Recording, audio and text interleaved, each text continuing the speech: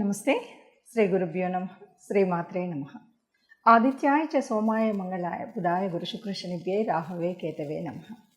జపాకుస్మ సంకాశం కాశ్యపేయం మహాధృతిం తమోరం సర్వపాపగ్నం ప్రణతోస్మి దివాకరం అంటూ గ్రహరాజు అయినటువంటి రవిరాజుకు నమస్కరిస్తూ, మారుతున్నటువంటి కాలంతో పాటు మారుతున్నటువంటి గ్రహాలు, ఈ మారేటువంటి గ్రహాల మూలంగా మనకి ఏదైతే పరిస్థితి ఉంటుందో దాన్నే మనం ఆ గ్రహాల యొక్క చారాన్ని గోచారం అని చెప్పుకుంటూ ఉన్నాం. ఈ గోచారం మరి ఈ గోచారం జూన్ 1 నుండి జూన్ మాసం అంతా కూడా ఎలా ఉంటుంది ఏంటి, మనం ప్రతి మాసం కూడా మాస గోచారం అలాగే పక్ష గోచారం చెప్పుకుంటూ ఉన్నాం. అందులో భాగంగా జూన్ మాసంలో గోచార ఫలితాలు ఎలా ఉంటాయో చూద్దాం. ముందుగా గ్రహస్థితి ఎలా ఉంది, జూన్ మాసానికి గాను గ్రహస్థితి ఎలా ఉంది అంటే, మీనరాశిలో రాహుతో పాటు కుజుడు ఒక్కరోజే ఉంటాడు జూన్లో కనుక చూస్తే. జూన్ మాసానికి గోచార స్థితి కనుక చూసినట్టయితే మీనంలో రాహు, మేషంలో కుజుడు. ఇక వృషభంలో కనుక చూసినట్టయితే దాదాపు 4 గ్రహాలు అక్కడే ఉంటాయి.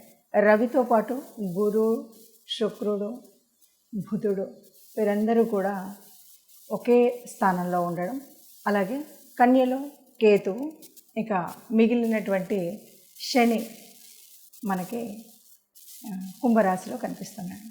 ఈ విధంగా ఉన్నటువంటి గోచార గ్రహాలు ఈ విధంగా ఉన్నప్పుడు గోచార ఫలితాలు ఎలా ఉంటాయి. ఇక చంద్రుడు మనకి 2.5 రోజులకు ఒక రాశి చొప్పున మీన నుండి బయలుదేరి ఒక్కొక్క రాశిలోకి వస్తూ ఉండడం కనిపిస్తుంది. తులారాశి వారికి 2వ పక్షంలో ఎలా ఉంటుంది అంటే కనుక, 2వ పక్షంలో దాదాపు గ్రహాలన్నీ కూడా మొదటి పక్షంలో ఉన్నట్టుగానే ఉంటూ 8వ స్థానంలో ఉన్నటువంటి బుధుడు, శుక్రుడు, రవి మాత్రం 9వ స్థానాలకి మార్పు చెందేటువంటి స్థితి ఉంటుంది. ఇలా కొంచెం మార్పు అంటే ఏదైతే పూర్వపుణ్య స్థలం ఉందో, ఏదైతే భాగ్యస్థానం ఉందో భాగ్యస్థానంలోకి బుధుడు రావడం, అలాగే శుక్రుడు రావడం, రవి రావడం అనేది జరుగుతుంది. కానీ శుక్రుడు వచ్చినప్పటికి కూడా అక్కడ రవితో అస్తంగత్వం చెందడం అనేటువంటిది మాత్రం ఉంది. కాకపోతే మనకి అష్టమంలో గురువు ఉండడం వల్ల ఇప్పటి వరకు మనం చెప్పుకున్నటువంటి ఏదైనా ఇది ఆయుష్ స్థానం కాబట్టి అక్కడ కొంచెం గురువు ఉండడం వల్ల ఆరోగ్య స్థితి బాగా మెరుగుపడుతుంది. ఇంకా సప్తమంలో ఉన్నటువంటి కుజుడు మూలంగా భార్యాభర్తల మధ్య వచ్చేటువంటి అడ్డంకులు, చికాకులు ఇవి అదేవిధంగా ఉంటాయి.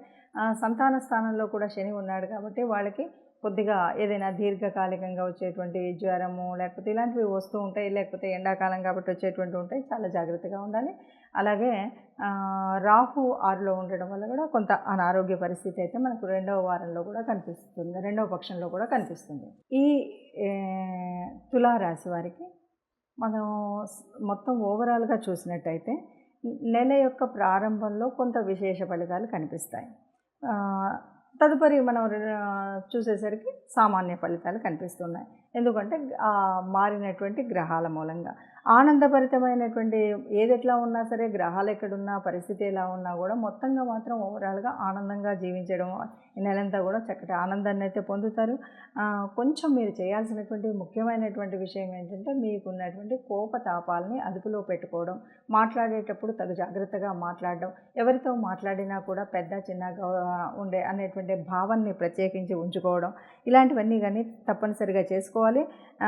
కొద్దిగా మనకి ఈ గొంతుకు సంబంధించినంత వరకు ఏదైనా జబ్బులు సోకేటువంటి అంటే వేడి చేసి బొంగురుపోవడం కానీ, టాన్సిల్స్ రావడం కానీ, ఏదైనా లోపల ఈ గొంతుకు సంబంధించినటువంటి ఏదైనా చిన్న ఇబ్బందులు కలిగేటువంటి పరిస్థితి ఉంటుంది. కాబట్టి కొద్దిగా జాగ్రత్త తీసుకోవడం, వైద్య చికిత్స చేయించుకోవడం అనేటువంటిది తప్పనిసరి సూచనగా చెప్తూ, ఓవరాల్గా ఈ రాశి వారికి చెప్తే మొదటి పక్షంలో ఉన్నంతగా 2వ పక్షంలో మనకి ఉండకపోయినా ఆనందానికి మాత్రం లోటు లేకుండా మొత్తంగా మాసం అంతా కూడా చక్కటి ఆనందంతో అందరితో మాట్లాడుతూ, అయితే మాట్లాడేటప్పుడు మనం తీసుకునేటువంటి తగు జాగ్రత్త కనుక తీసుకున్నట్టయితే అందరితో కూడా చక్కగా ఉండగలుగుతాం, ఏ ఇబ్బంది లేకుండా ఉండగలుగుతాం.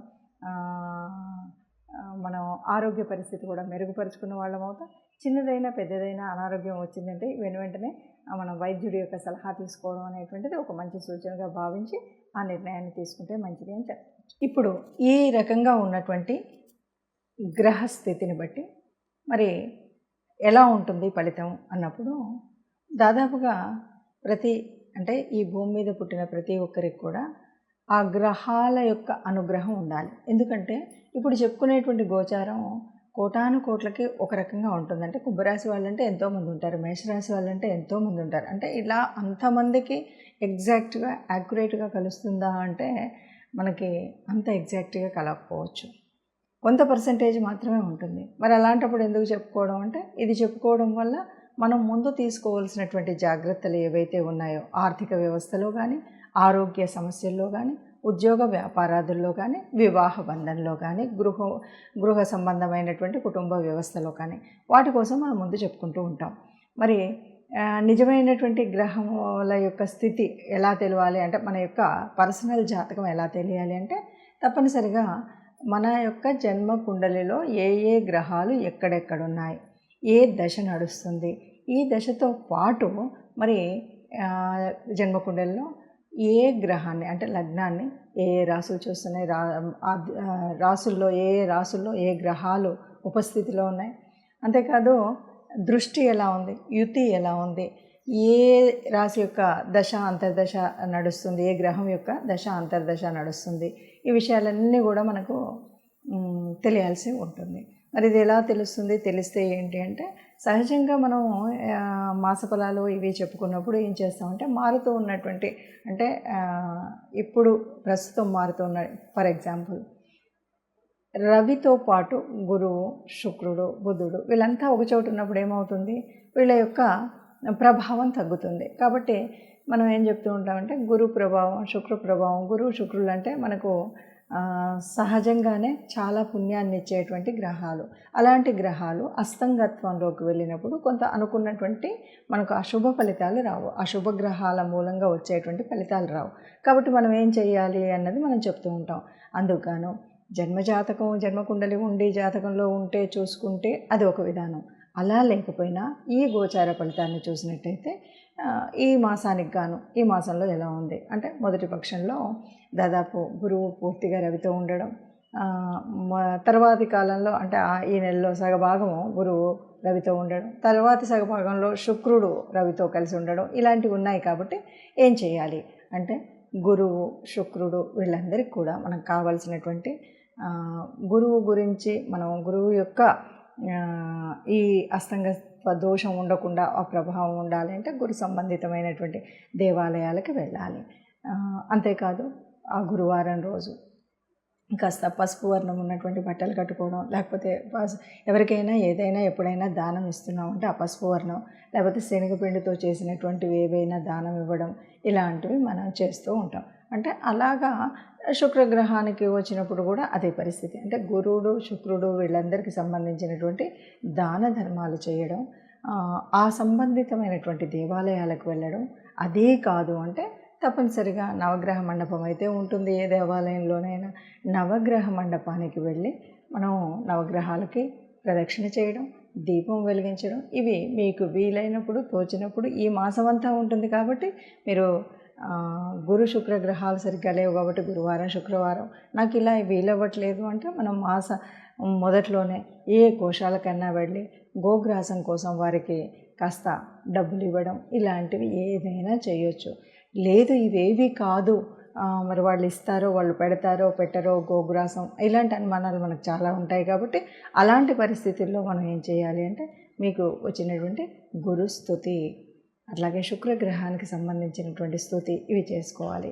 అట్లాగే మరి శని ఉన్నటువంటి ప్రదేశం, శని యొక్క దృష్టి, ఇవన్నీ కూడా ఈ మాసంలో మనకు తగులుతున్నటువంటి గ్రహాలు ఏవైతే ఈ రాశులు ఏవైతే ఉన్నాయో, అర్ధాష్టమ శని ఫర్ ఎగ్జాంపుల్ వృశ్చిక రాశి అర్ధాష్టమ శని ఉంది.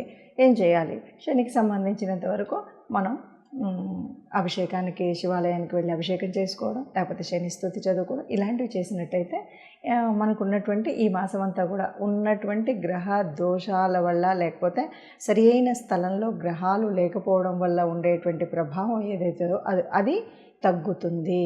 దానికోసం మనం ఈ చిన్న చిన్న పరిహారాలు చేసుకుంటే సరిపోతుంది. అందరూ సుఖంగా ఉండాలని, అందులో మనం కూడా ఉండాలని భావిస్తూ సర్వే జన సుఖినో భవంతు.